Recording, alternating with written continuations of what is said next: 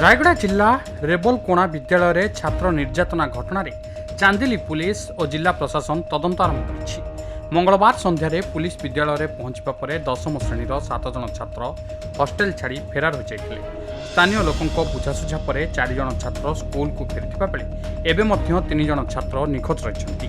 एही घटना रे रायगड़ा जिलापाल आशुतोष कुलकर्णी दुख प्रकाश करबा सह विद्यालयर प्रधान शिक्षकଙ୍କୁ कारण दर्शाओ नोटिस जारी करिछि।